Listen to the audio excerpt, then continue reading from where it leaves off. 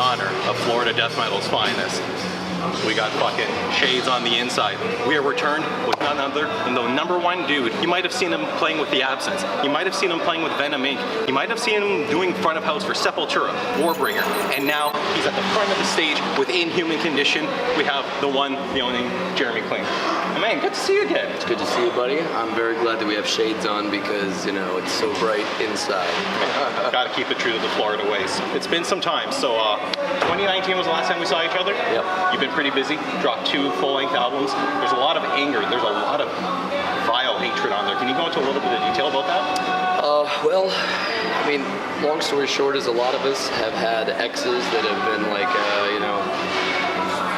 shitty. Yep, I hear that. So when you get to just pen whatever you want to say, you know, and there's been like, it goes beyond that. It goes like, lawsuits, previous relationships. It goes to anything. It's like the lyrics in Inhuman Condition are very pointed towards current social climates or where we're at, like how people react to one another and how they should react to one another. You know? It's like a pretty big. Attaboy. So is it the fuck you mentality that put you over the hump? Like, did you already have Inhuman Condition in the works before the pandemic? Or was the pandemic kind of something that helped you push the project forward? No, actually Taylor and I were both in Massacre. Okay. And this music is picking up and that's amazing. It's actually my favorite song on this record. This really when they started coming into their own, I think. Yeah, no, so we were both in Massacre and we wrote 14 songs for Massacre. Wow. And within a year, the singer turned out to be, he's a self-proclaimed tyrant. So there we go. He became that. He was just got really pressured. Taylor and I split. We took our music with us. I've known Terry Butler since 2005. We met him and back in the Florida scene. And then we compared notes as far as like, you know, like you do with any ex. You're like, hey, I had like 2 aces and 2 jacks here, and Terry's like, I had a royal flush at 91, and it was like, oh wow, I'm glad that didn't happen to me, you know. And then it was like, hey man, you want to give the tunes a listen? And he was like, fuck yeah, send him over. So I sent him over, and he was like, these are killer. And I'm like, I've been calling it like a Hail Mary. I was like, would you want to play bass on it, Terry? And he was like, yes. And he called it, ran with it, and here we are. What would your touchdown celebration be?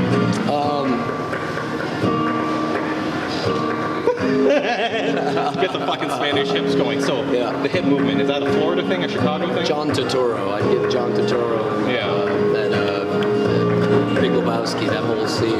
Yes! Don't fuck with the Jesus. Don't fuck with the Jesus. You said it, man. Nobody fucks with the Jesus. That'd be my touchdown celebration.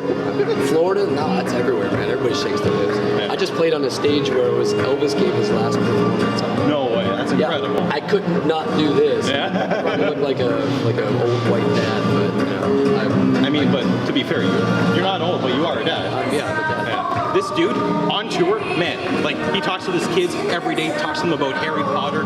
One of your daughters had a birthday, and like I was amazed. This dude had his fucking MacBook. He was creating scenes, which is actually a thing for the front of house. I learn new shit too every once in a while. And like this guy's taking care of that. He's taking care of the kids front of house. As a musician on tour, instead of doing front of house, what's a bit more advantageous about being front of the stage? Well, I'm doing it actually tonight. So really? Okay. Yeah, I'm performing with Inhuman, and then I'm mixing Cataclysm and Deist. Wow, amazing. In Europe with Cataclysm, I had 9 festival shows with Cataclysm.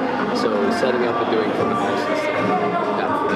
And then in between that, I had 3 festivals. I had the headline with Venom, so I left Cataclysm, flew over, played a show with Venom, flew back, shows, like pretty chaotic. When I get home from this tour, I have a week and a half home, and then I'm back to Europe with Venom again. So nice. Just a busy schedule now. So how do I handle it? It's just cool, man. It's actually I used to think like the dream for me was playing drums and like doing Bucket and Hellfest. And, like that's everybody's. I think most musicians in our realm, I think that's it. Those 2 festivals in particular are big ones. I did both of those. They were amazing. I had a blast playing them, and it was cool. And then when I did that tour at Warbringer and Corsair, where we last saw each other, that was the first time I'd done front of house in about 3 years because I was out of the game playing drums.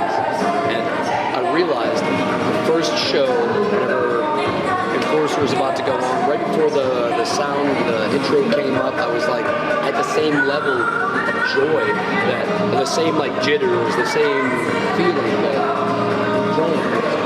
it was the same thing. I realized at that point it wasn't necessarily performing, it was being involved with music in some shape or form. So it gives me the same pleasure. I mean, I do love it. I love music. I love metal. I'm the most unposer guy that I think.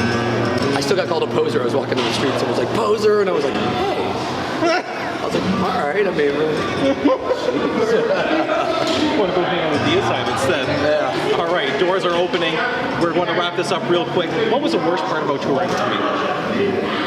Nothing. Everything was chill. You can make fun of me, but I appreciate it. Go follow Inhuman Condition on social media, and we'll see you guys in the pit. Take care. Take care.